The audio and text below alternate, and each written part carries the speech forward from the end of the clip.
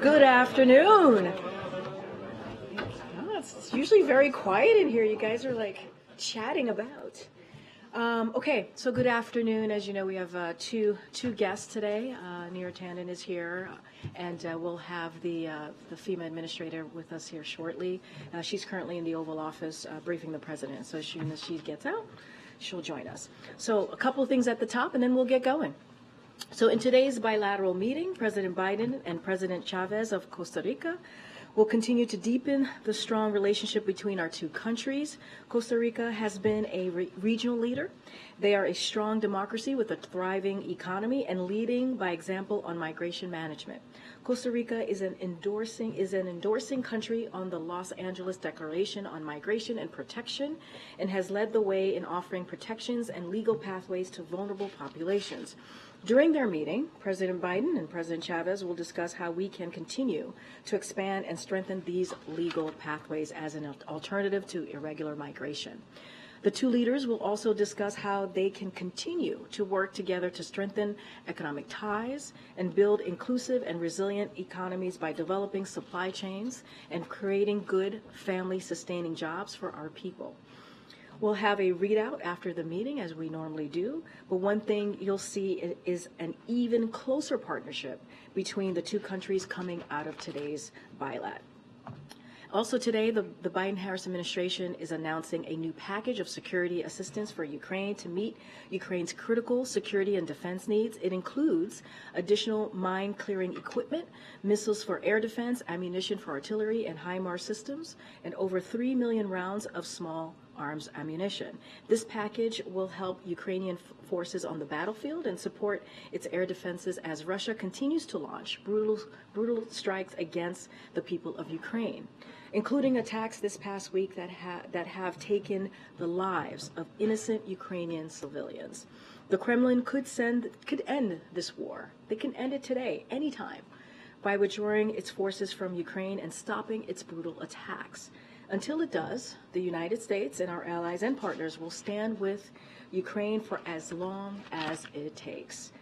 Now today, as you've all been reporting and you've heard from us already, we are taking another important step in bringing the President's historic Inflation Reduction Act to life for the American people. This morning, Medicare announced the first 10 drugs selected for price negotiation for the first time ever, which will reduce health care costs for American families and lower the deficit as well. With more on the President's plan, as I mentioned at the top, I'll turn it over to the President's Domestic Policy Advisor, Neera Tandon, who's back a second time in just like less than 2 weeks or something like that. The floor is yours. Thanks, Karine. Good afternoon, everyone. Millions of Americans struggle to afford prescription drugs. We understand that. Far too many Americans have to ration prescriptions, cutting a pill in half or taking a lower dose than they need because their drugs are simply too expensive.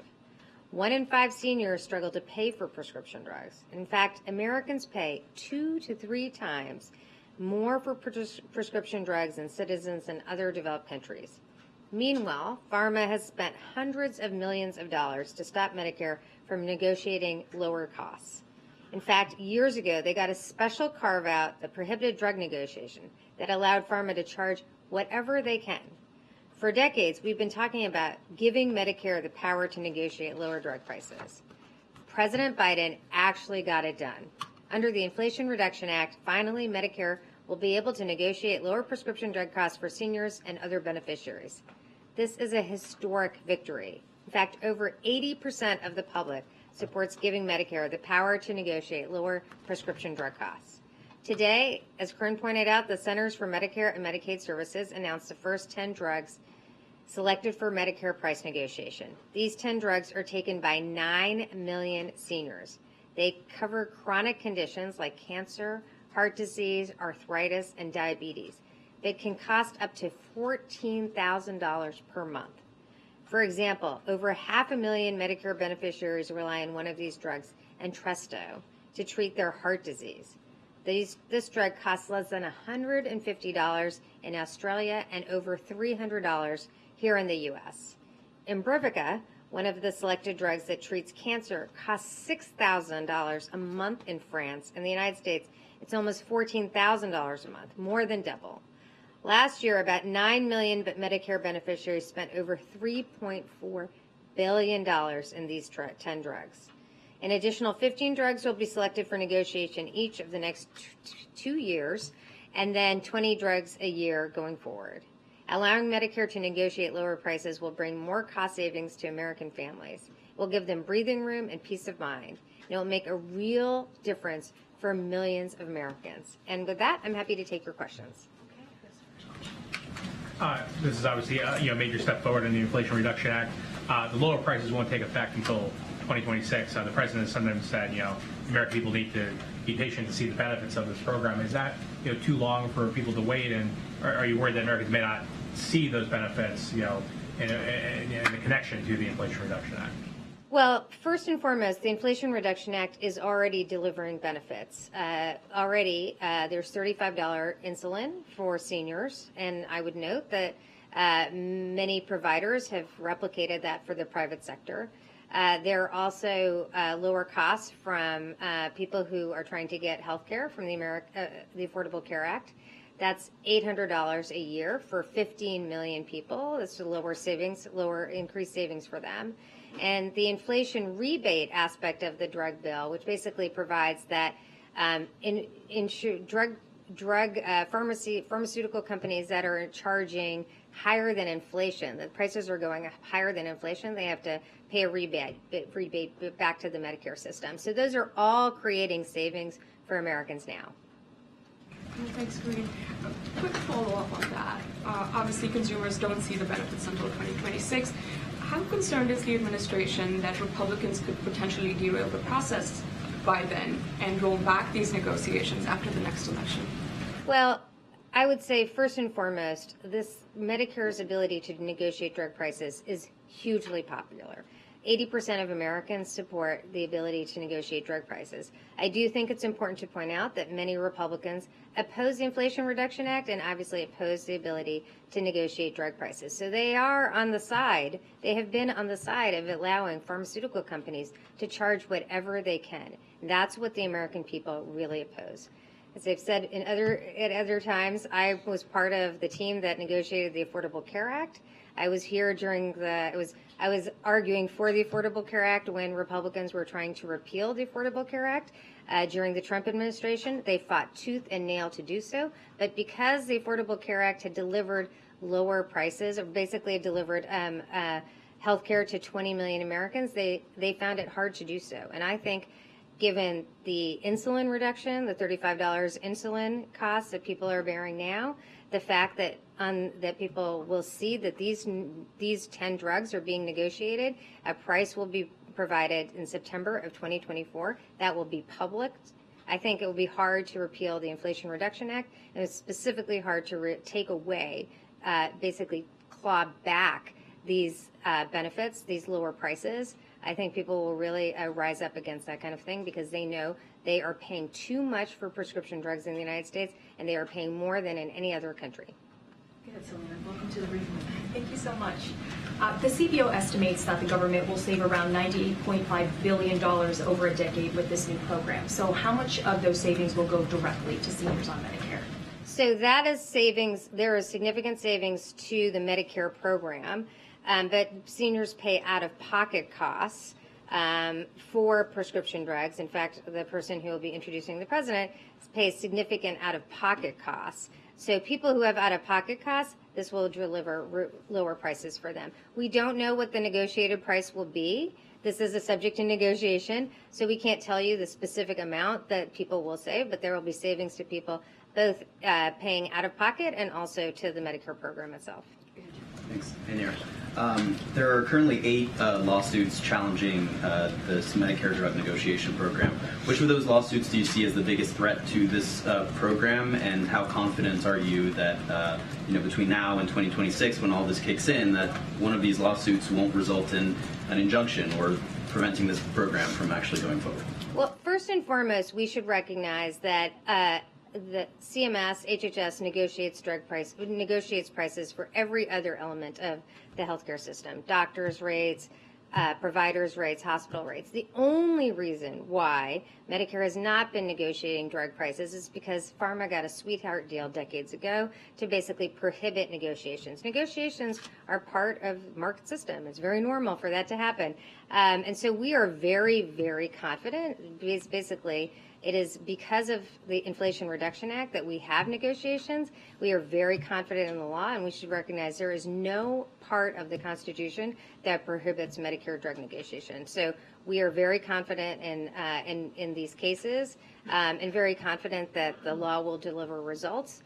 And just important to remember that basically what pharma is arguing in these court cases is that they should have no limit to be able to charge whatever they want. And that is exactly why Americans support the Medicare drug negotiation by 80%. So you're not especially concerned by any of these lawsuits? I mean, I refer to the Department of Justice on the particularities of each litigation or each piece of litigation, but I would say that first and foremost, Medicare's ability to negotiate drug prices is clear in the law and is well established. So one of the main criteria for selecting these drugs is lack of competition. But for at least one of these 10 drugs, there is actually going to be a competitor coming into the market before 2026. So given that, I mean, why does the government still need to come in on top of that for that drug? And is that a waste of effectively a slot, early on here that could be put toward a drug that actually doesn't have competition? The Inflation Reduction Act specifies the criteria for selection. That criteria is highest drug spend, also that the drugs need to be on the market for 9 years or longer. So there will be also additional drugs, as noted. This is the first 10. There will be 15 next year and 15 after that. So drugs that haven't made it on this list may well be on in the future. And for particularities about the specifications of selection, I would refer you to CMS. Do you have any concerns that, given the lead time here, that the pharmaceutical industry will adjust its pricing to sort of compensate for an anticipated reduction? You talked about faster than inflation in certain instances, but do you get a sense that broader price inflation will happen anticipating this? Well, the selection of the drugs are on current price, so that will be the source of the negotiation back and forth. If pharma looks at price negotiation and says we don't want to be on the list, so we're going to lower our prices, that's all to the better. That would be a way in which this law is actually having the important effect of lowering drug prices across the board. Let me just take you back to what Chris was asking about first, and that is, again, the delay as to why do we have to wait till 2026 to see these changes? Well, the Inflation Reduction Act specified that, but I understand the frustration that can be out there on this topic. It's been 30 years that people have been trying to get Medicare drug negotiation. I will say it is this president, President Joe Biden, that actually delivered it. There is a year-long process. We will have the drug prices out by September of 2024. It takes time to implement, but Americans today are seeing lower drug prices from the Inflation Reduction Act, from insulin, and in other arenas, and we look forward to the process being set by which we have lower and lower drug prices year to year. So then let me ask you, since it was set by the law, for those who weren't paying attention when the law was being put together, was delaying it until 2026 a big sticking point for Republicans or others? Why didn't the White House push to have it happen sooner? Well, we are excited by the fact that we are beginning this process and that we will have these 10 drugs and then 15 drugs after that and then 15 drugs after that and 20 drugs year to year. So we think it is important that these drugs, that this negotiation will take place over this year and that in September of 2024 people will see this price. I will also note that when this price is public, other insurers can look at that price. It is in many arenas. Private insurance has looked at CMS and Medicare as a leader in how to determine prices. So it may well be that insurers use the price negotiated as prices that they use in their own insurance models to affect the private sector. Thank you so much. Trying again. I understand you don't want to comment what specific prices you're trying to achieve, but can you give us a sense of what the broader objective is here? You said like seniors paid more than $3 billion out of pocket for these drugs. So in terms of bringing it down, like minus 10%, 25%, you know, half less? Well, I'll say a few things. First of all, the VA negotiates drug prices. It has always had the power to negotiate drug prices. It sets its drug prices are 50% what American consumers pay.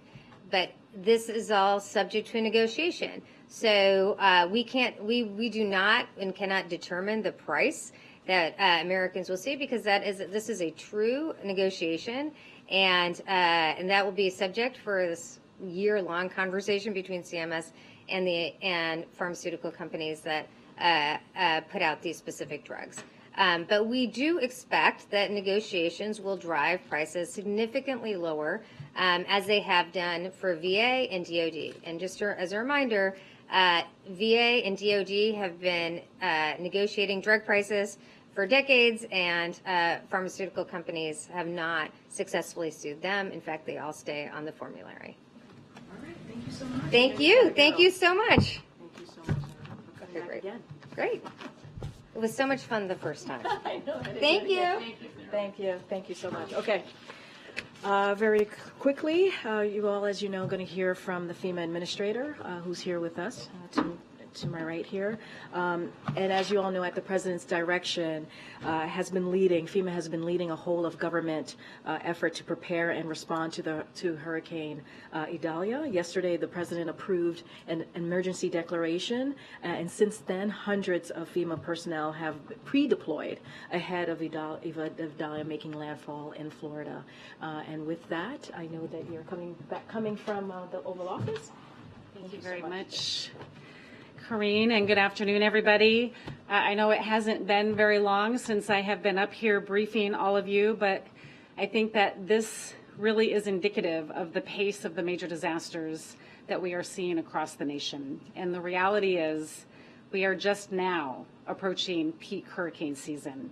In addition to responding to the current storms, as well as other incidents, we have to remain focused on making sure that we are also preparing people across the nation for these types of extreme weather events.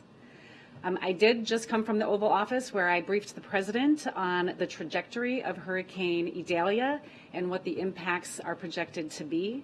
And I want to just give a quick update on the preparations that we are making in preparation for the response in Florida, as well as other states that are in the path of Hurricane Idalia. Yesterday, I had an opportunity to speak with Governor DeSantis. I also had an opportunity to connect with South Carolina Governor McMaster and Georgia Governor Kemp to help understand what their concerns were and to identify any unmet needs that they may foresee. And will remain in close contact with all of them in the hours and the days to come as Hurricane Idalia makes landfall and moves across these states. As the President said to Governor DeSantis in his own conversations yesterday, FEMA and the entire federal family are activated to support the people of Florida. The President also quickly approved an emergency declaration in advance of the storm in Florida, turning on the many tools that are available at my disposal to provide the governor any support or resources he may need in advance of landfall and then after. This allows me to pre-stage people, equipment, and resources in Florida, Georgia, and the Carolinas, and I have done just that. We have pre-positioned different types of resources across all 3 states to include several incident management assistance teams, our urban search and rescue teams, our disaster survivor assistance teams, and they are all ready to pivot to the most impacted areas immediately after the storm passes. We also have warehouses filled with commodities like food, water, blankets, and medical supplies that are ready to rapidly move into the impacted area at the state's request. But we are not in this alone. We have an entire federal family that is postured to support. Our National Response Coordination Center here in Washington, D.C. is fully activated, and this means that there are several hundred staff from across the federal family that are working together to support any requests for federal assistance. We have our partners from the U.S. Army Corps of Engineers who are pre-positioned to support any power restoration needs. Health and Human Services is assisting with evacuations from hospitals and assisted living centers. And the Red Cross has 50,000 meals to support the immediate needs as requested and has pre-staged shelter support to supplement the 19 shelters that are already opened by the state. And this is a really important point that I want to talk about next. It's on preparedness. And again, I really ask for all of your help to help me ensure the people in the storm's path get this message. While we are engaged with our states to prepare for the path of this storm, it's critical that the people that are in the path of this storm are also prepared. And I know that the people of Florida are no stranger to storms, and I encourage all Floridians to take this storm seriously. This storm is very strong and is expected to strengthen to a major hurricane by the time it makes landfall due to high surface temperatures in the Gulf of Mexico. This means heavy winds, high winds, heavy rain, and a forecasted 12-foot storm surge in some of the areas along the western coast. This storm surge, this is one of the highest risk parts of a hurricane and is especially problematic along the west coast of Florida due to the underwater geography. The coastal shelf gets shallow very quickly, which increases the amount of the storm surge, putting more people at risk. Very few people can survive being in the path of major storm surge, and this storm will be deadly if we don't get out of harm's way and take it seriously. So I ask all Floridians to be vigilant and heed the warnings of your local officials. Have a plan to communicate with your family and your loved ones. Charge your cell phones, your batteries, any devices that you may have, and ensure that you are receiving emergency alerts. And most important, please listen to the warnings of local officials. If they tell you to evacuate, please do so immediately.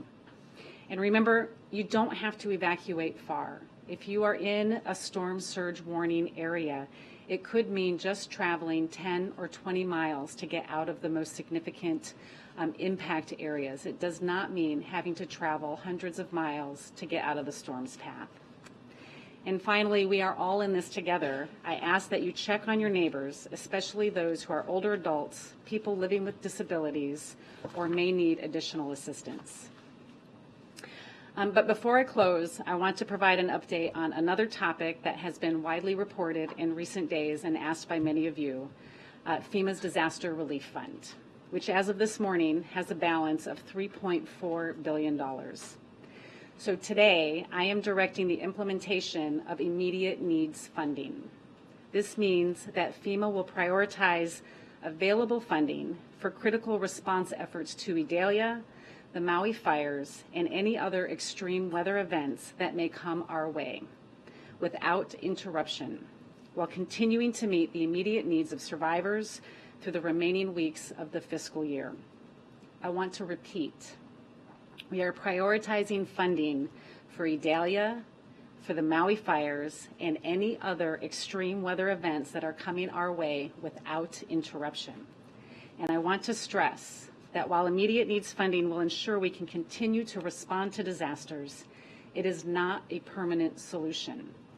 Congress must work with us on the supplemental request that the administration has made on behalf of FEMA. And you are going to hear more from me on that soon.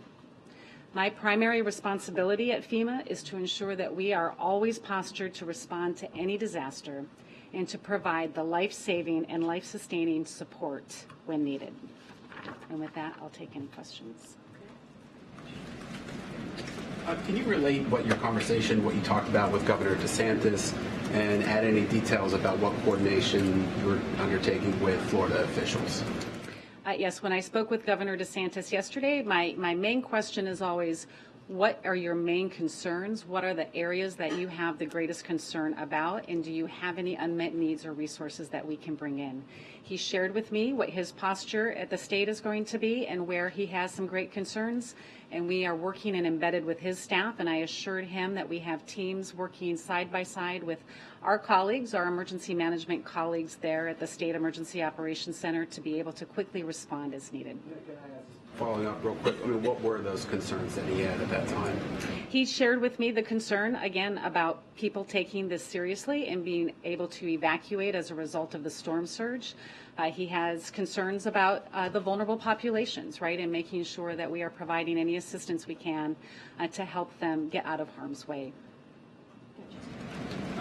You mentioned the supplemental request after getting a fuller idea of what has happened in Hawaii and with this storm threatening a severe impact. Do you anticipate raising the level of that supplemental request as you start to negotiate it with Congress?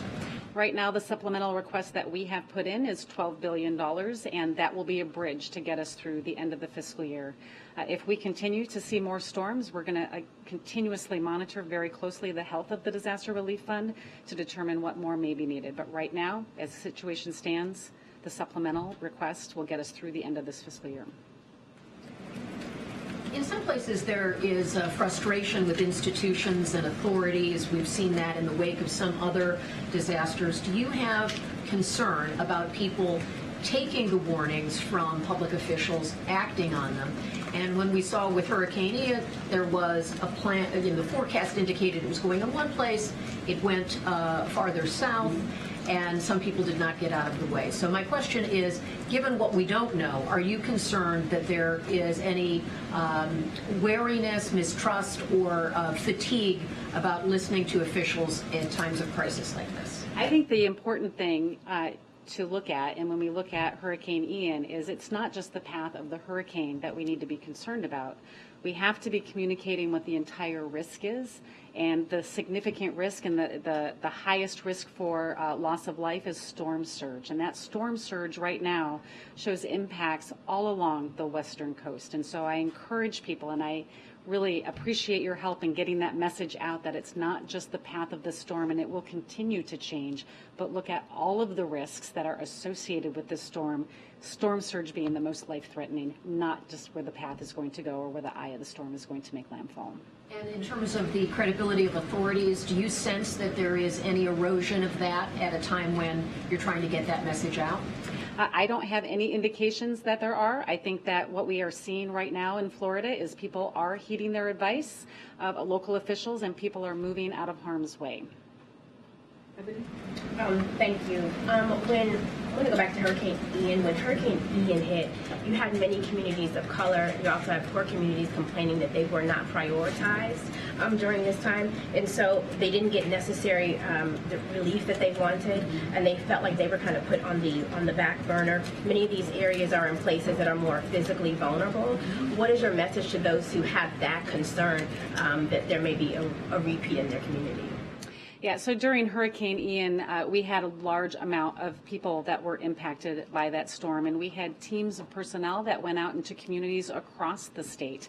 And as we heard of stories of maybe pockets of people that we had missed, we immediately sent our teams out into those areas to ensure that they were getting registered for assistance, and we were bringing all of the resources that are available. And so what I would say is, if you hear about groups of individuals in parts of the state that after the storm passes are in of need and they aren't getting that, let me know. I will send my teams out to those areas to make sure that they're getting all of the assistance that they're eligible for and that they need. John. Thanks a lot. FEMA, of course, has been dealing with the aftermath of the wildfires in Maui, and now you're preparing for a very powerful hurricane hitting Florida's southwest coast. To what extent is FEMA overextended or stretched too thin in dealing with these two natural disasters? We are certainly postured and have the staff that are available to support multiple large events at the same time. We do have several open recovery disasters that we can pull some personnel from if we needed to extend or increase the amount of personnel we have. We also have a very layered approach, right? We can also reach out into all members of the Department of Homeland Security through what we call the Surge Capacity Force for individuals that have volunteered to support during a disaster. And so I'm confident right now that with these two storms that we're currently dealing with in Maui and this one, or even another one to come, that we have enough personnel to go in and support these immediate life-saving efforts. Last question, Alex. You mentioned just extreme weather that we've seen all summer from Hawaii, storms in Southern California. Is this in your view the new normal? Just summers where we're seeing these kinds of events more frequently and maybe more intense events than before? You know, what I can say is that we don't have a typical operational season like we've had in the past. We would normally prepare our staff to be on extra alert during the peak of hurricane season, which is where we find ourselves right now, but our operational tempo has been year-round. We started with atmospheric rivers in California in January, extreme tornadoes in the spring, to the wildfires, and now we are in peak hurricane season. And we have had an unprecedented number of disaster requests from governors because of the extreme weather that they're experiencing. This is our new normal. This is the operational tempo that we find ourselves in. And we have to continue to invest in mitigation and resilience to help these communities reduce the impact from these storms so we don't have such complicated recoveries afterward. Thank you so much. Good luck. Okay, we have about 10 minutes before we have to move for the president's event. Chris, you want to? Reverend Sharpton said he wanted to hold a summit on hate and hate crimes in Jacksonville, and he was going to invite the president and vice president to attend. What was the response to that, the RSVP? So I believe the date for the summit is still being determined. As you know, and you've heard this from the president over the past couple of years, talking about the fact that we are in the battle for the soul of our nation. Matter of fact, that's one of the reasons he decided to run back in 2019. So we'll continue to work with the civil rights leaders, including Reverend Sharpton, to combat the hate. As you know, he convened the civil rights leaders yesterday to thank them for the work that they have been doing and how critical it is right now for us to continue to fight for this battle. And one more quick thing. Kim Jong-un called the leaders in the United States, South Korea, and Japan gang bosses, and has said his military will be prepared for action during the exercises that are underway. Any response to those comments? So this is the first time I've heard those comments. Obviously, we have said many times, the lines of communication with the DPRK remains open. That is something that we are certainly open and willing to have. I just don't have anything to say specifically about those comments. Okay. And another foreign matter, the video of Paul Whelan that surfaced today, how does the White House assess it? So U.S. officials have spoken with Paul within the last several months. I think, as you all know that, but it was reassuring to see that he remains, and this is to use his brother's words, unbowed. Paul continues to show tremendous courage. That does not change that his circumstances are truly unacceptable, and we will continue to be very clear about that. Russia should release him immediately, and that is something that, again, we have been very consistent about. Thank you, Karine. A couple of foreign policy questions. The Kremlin, as you're aware, earlier today said Putin will not attend Prigozhin's funeral. And we're just wondering if there is an update on whether the U.S. thinks Putin is behind the Prigozhin plane crash. So I can't speak to the President Putin attending or not. That's certainly for him to speak to. I'm not going to speak about that from here, but I don't have any new assessment for you. But it seems pretty evident what happened here. That as the president said this recently, I believe as early as last week, that, and I quote, "There's not much that happens in Russia that Putin is not behind." And if this is what it seems to be, this what is certainly was not just predictable, but it was predictable or predicted, if I should say. We all know that the Kremlin has a long history of killing its opponents. That is the history of the Kremlin. And if we take a step back, if we look back for a second, all of this happened because of dysfunction inside Russia. A Russian warlord himself, a cold-blooded killer, a cold-blooded murderer, became so frustrated by the way that the Russian government was waging its unprovoked war against Ukraine that he criticized Russia's failing policies. You heard that directly from him. And so he called out the war's needlessness and marched on Moscow before reaching a deal with Mr. Putin. He made that we saw that, you all covered it for multiple hours. And so now 2 months later, after he struck that deal, he's been killed. So, it's very clear. It's pretty evident what happened here. Don't have anything else to say. We have an assessment from the administration. I just said it's very clear what happened here. There's new assessment. It is very clear. It is very clear. I just laid it out. I don't have any new assessment for you on this. One on China. Secretary Raimondo's comments earlier today that U.S. companies have complained to her that China has become, quote, uninvestable. Is that increasingly how this administration is thinking about China when it comes to U.S. companies investing there, or was that really sort of an off-the-cuff, undiplomatic remark? I'm not going to go beyond what the secretary said. She's there. She's the Secretary of Commerce. Obviously, she works with businesses across the country on a regular basis. I'm just not going to go beyond what she stated. Okay, just to follow up on that, on your last answer, understand the context is clear there, but is the administration concluding that Putin was behind the death of Prigozhin? It is very clear. I literally just laid out what the Kremlin. I just literally laid out what the Kremlin history has been. I don't have any new assessment. I'm just going to leave it to the words that I just gave you. Okay, so the administration has no conclusion at this point. I just laid out what the history of the Kremlin, what Mr. Putin tends to do. I just laid that out. So it's very clear what happened here. Okay. Thanks, Karine. Going back to Paul Whelan, does the U.S. have any idea when that video was filmed? I've seen that it was filmed in May, but do you think that it was actually filmed in May, or is it older? So I don't have any additional comments to the video. Like I said, I clearly quoted his brother and how he said he seemed unbowed and how courageous Paul has been, especially over the last several months, and how we have been in touch with him. I just don't have anything to say specifically to the video. Okay. Tomorrow the president's going to give a briefing on the Maui wildfires. Will that also turn into a briefing on hurricane latest? So just a couple of things on.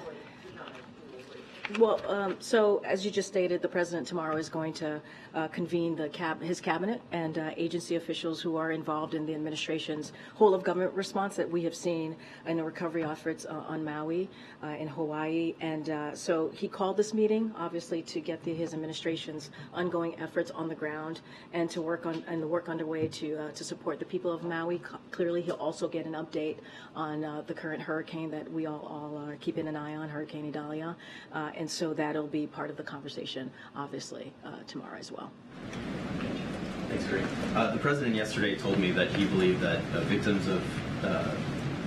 families of 2 out of the 3 victims of the Jacksonville shooting might be open to receiving a call from him. Has he reached out yet? Has he spoken with them yet? So I don't have any calls to lay out for you at this time or to share. And then Congressman Scalise announced today that he's been diagnosed with a form of cancer. Do you guys have any reaction to that, and does the president plan to reach out to him? Obviously, that's devastating news. Our hearts and prayers go out to the congressman and his family. Clearly, he's gone through a lot over the past couple of years. I don't have a call to lay out or to announce at this time, but that is very sad news, and clearly we are hoping for a speedy recovery for him. Any updates on if the president's traveling to Jacksonville to meet with families? No travel to. And then on the drug prices announcement, how is the president planning to message this? Do we expect travel in the next couple of weeks talking about this specifically? How is he planning to take this message to voters? Well, you're going to hear from the president in 20 minutes to talk specifically about this new announcement on the first 10 drugs. Look, this is an important announcement when we're talking about. When we're talking about Medicare being able to negotiate, we're laying out these 10 drugs.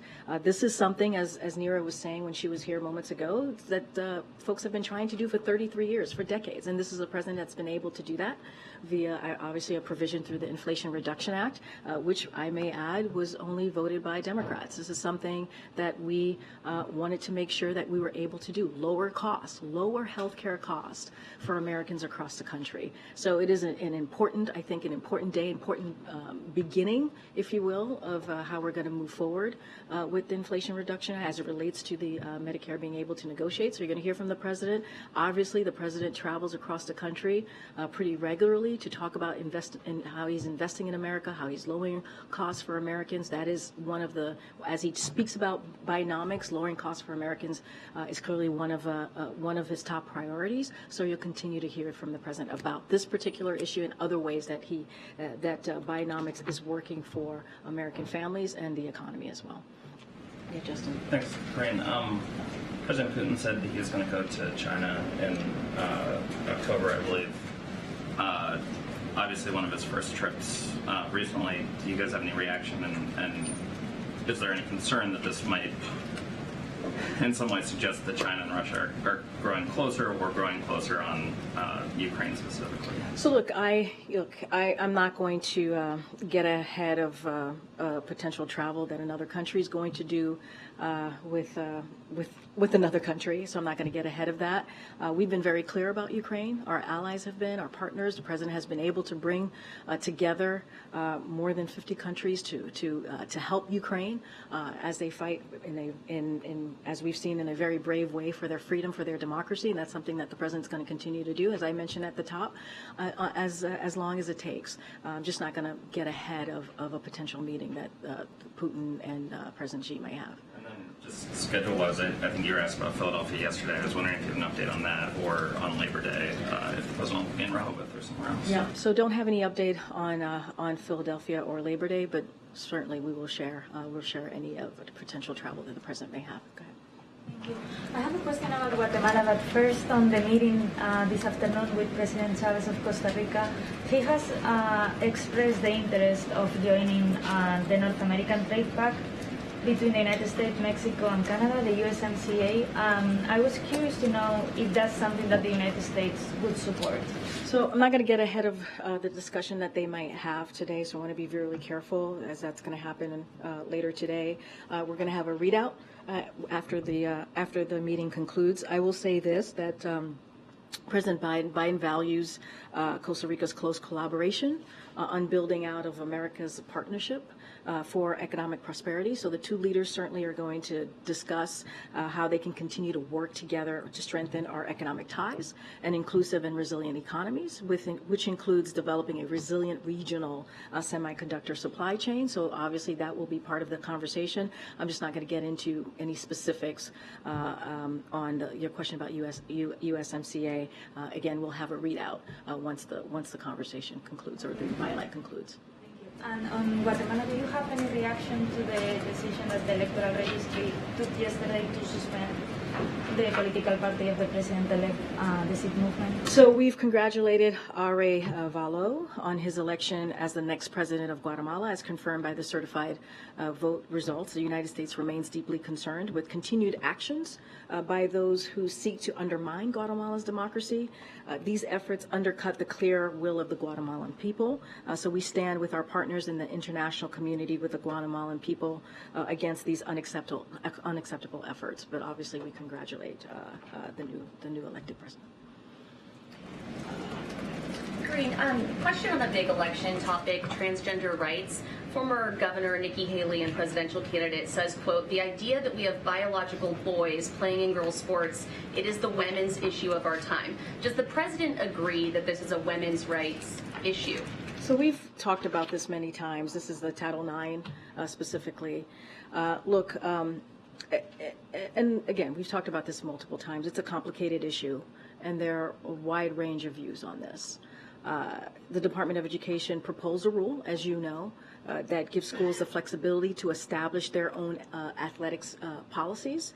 And so while establishing guardrails, right, to prevent discrimination against transgender kids. And that is something that is incredibly important, that the president wants to make sure that we also do that as well. So I'm just not going to get ahead of that. As I said, there's a proposed rule Title IX, on Title IX that the Department of Education has laid out. So I'm just not going to get ahead of that as it relates to the Department of Education. Daughters, does he care that girls are allowed to compete in sports without fear of injury? Does he think it's fair for girls to have to compete against biological males? I just answered the question. It is a complicated issue.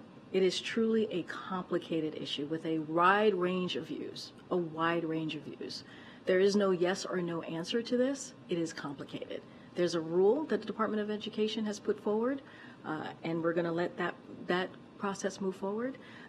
It is, again, we want to make sure that while we establish guardrails with this rule, that we also prevent discrimination as well against transgender kids. But again, a complicated issue with a wide range of views, and we respect that.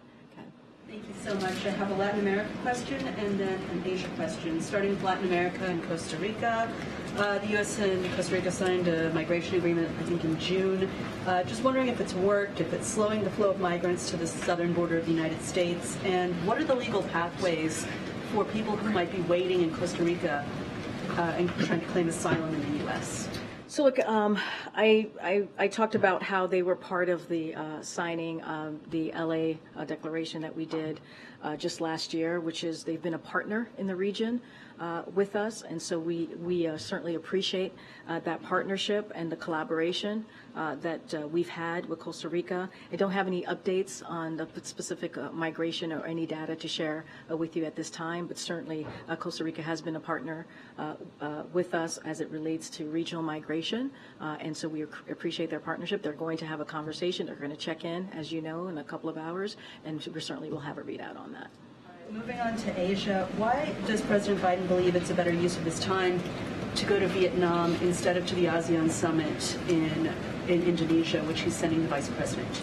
Yeah, so look, as it relates to Vietnam and our relationships, look, since day one, we focused on rebuilding, right? The president has been very clear on rebuilding and investing in our allies. And that is something that the president takes really seriously, not just our allies, but our partners throughout the world, and especially in the Indo-Pacific. And you saw that very recently, right, as he had the trilateral very recently at Camp David. So as the United States looks to deepen our ties with the region, Vietnam is a key partner in doing that. So the deliverables that will be announced as part of this visit will reflect both the depth and the breadth of that relationship that the president certainly takes very seriously. The visit will be a culmination of shared journey of peace and reconciliation as our two countries look forward to facing the future as our partners together as it relates to ASEAN. Look, he has tremendous respect for ASEAN. He has tremendous respect and for ASEAN, and was honored to participate in the 3 U.S. ASEAN summits, including hosting an unprecedented U.S. ASEAN leaders meeting right here at the White House, as you know. And he had the opportunity to demonstrate his personal support for ASEAN. Certainly, look, the Vice President is deeply committed to the Southeast Asia and also ASEAN, and so we will be her third trip in the region, and so we believe having the Vice President represent the President as they are partners in this is also incredibly important. And you can see from the last 2 years the President's commitment to ASEAN. During the president's first year in office, he directed 9 agencies across the federal government to create the equity action plans. He also gave them to address discrimination and barriers in communities. But he also directed them to submit those plans in September to the White House Steering Committee on Equity. So can we expect anything toward the beginning of the month in that? Will those plans be released? Any update that you have? So it's a very good question. As you just stated, when the president walked into this administration, he wanted to make sure at the federal level we were dealing with an issue that was a crisis across the country, which is dealing with racial inequality. And he wanted to do what he can from the federal government, obviously asking the different agencies to figure out a way, how do we make sure that there is equity in the agencies on the federal level. You're right. We're supposed to they're supposed to be reporting back. I don't have any information for you at this time. Certainly I will touch base with the team and see if there's anything that we can share with all of you. But again, as we just saw yesterday with the 60th anniversary on the March in Washington, you saw the president bring the civil rights leaders. He talked about what happened in Jacksonville and that a hate crime happening in that community. He has been very clear. It is time that all of us step in and do something and really deal with an issue that's affecting all of our communities across the country. Okay. Thanks, Karine. President, while he was in Lake Tahoe, said that he was not interested in dividing the FEMA supplemental assistance from the Ukraine supplemental assistance and the foreign aid piece of the puzzle. What would he do if Congress were to present him with a disaster-only supplement? So look, I'm not going to get into hypotheticals from here. The president has made it very clear what he is asking from Congress as it relates to the supplemental ask that he is asking Congress of for Ukraine. Let's not forget that has been a bipartisan process, and he appreciates the bipartisanship that we have seen over the last 2 years to make sure that the brave people in Ukraine who is fighting for their freedom, fighting for their democracy, gets the assistance not just from the U.S. but from our partners and allies. That is something that we are looking forward towards and are going to work towards. As it relates to FEMA, the FEMA administrator just laid out what's ahead and why the $12 billion was asked. Clearly, we are in a different period, right? As we look at climate change, as we look at extreme weather, as we look at what we've been dealing with, now we're stepping into hurricane season. All of these things are incredibly important. I'm just not going to get into hypotheticals of what the Congress might present, will present. Our administration, including the OMB director as well as the Leg Affairs Office, has been in constant communication with congressional members. We're going to continue to have those conversations. Again, this is what we have asked for is incredibly important, and so we're going to continue to have those conversations. Yes, Karine. The White House announced yesterday that the president will mark 9/11 in Alaska on the way back from Vietnam. Can you explain the decision, and does this reflect any kind of a new phase in how we want to memorialize that? And did you look at potentially going to Vietnam on the way there instead of the way back? So look, we'll have more on 9/11 in Alaska, as you just mentioned. I laid out and announced that. Look, the president wanted to make sure that he, as the president, did something to commemorate 9/11, and that's what you're seeing. That's what you're seeing the president do. We'll certainly have more details to share. I just don't have anything more outside of that. Yeah. Thank you, Karine. How is it possible that an ISIS sympathizer is sneaking people into this country? So just so that folks, I'm assuming you're speaking to the CNN story, right? Okay, so I just want to make sure that folks who are watching understand the question. So I just want to be really clear here. So the intelligence alerted us to a human smuggling network. We moved fast and successfully to disrupt it. So just want to be very clear of that. And we are you disrupted it. Are you saying that you know where all of the people this ISIS sympathizer snuck into the country are? If I can answer the question, I'm sure I'll touch on everything that you want to ask me. So again, intelligence alerted us of this human smuggling network. We believe, and we move fastly, and we successfully disrupted it. So let's be very clear about that. And we are grateful. We are very grateful to the law enforcement for their quick work and their vigilance on this. Now, to your other part of the question, smugglers have been detained overseas, including one linked to the foreign terrorist organization. No sign, there's no sign that anyone moved by the smuggling network has terrorism connections, so want to be clear there as well. And what we were able to do as precaution, people brought here by smuggling network are being subject to extra vetting and are all in removal proceeding. And in addition to that, anyone coming across the border outside of the network who matches the profile of those in the smuggling network is subject to extra vetting, detained, and put in expedited removal proceedings as well. You said that there's no sign of a plot, but isn't it true that the U.S. has to be right with preventing terrorist attacks 100% of the time? They only have to be right once. So let's be very clear. I want to be really clear here. We are committed. This is a White House that is committed to making sure that we are protecting our homeland and also protecting the American people. That is our commitment. We will continue to be vigilant on that, and so want to be incredibly clear on this. And we are thankful. We are grateful for our law enforcement who acted very quickly here, and they are disrupted. They successfully disrupted the smuggling network. We've seen human smuggling networks operated by the cartels for years. Why the sudden urgency with this one? we have always and will be and have been vigilant here when it comes to making sure that we are protecting our homeland. That is something that this president is committed to. That is something that this administration is committed to. We will always be and we will continue to be. Let's not forget that this was successfully disrupted, and it was because of the quick act of our law enforcement that we are incredibly grateful to. We have to go because the president's going to be starting his event in a couple minutes. Thanks, everybody. I'll see you tomorrow.